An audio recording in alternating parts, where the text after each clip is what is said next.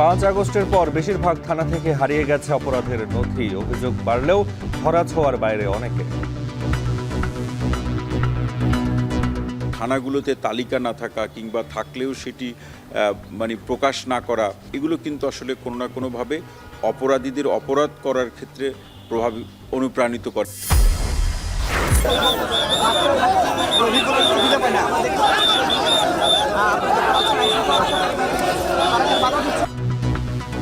মধ্যরাতে প্রধান উপদেষ্টার বাসভবনের সামনে জুলাই অভ্যুত্থানে আহতদের বিক্ষোভ, ধৈর্য ধরার আহ্বান হাসনাতের।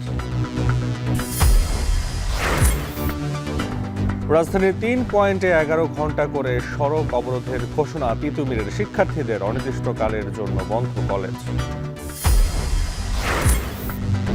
এবং খুলনার বিলডাকাতিয়ায় জলাবদ্ধতায় অনুষ্ঠিত বোরো আবাদ, 6,000 একর চাষযোগ্য জমি নিয়ে দুশ্চিন্তায় কৃষক।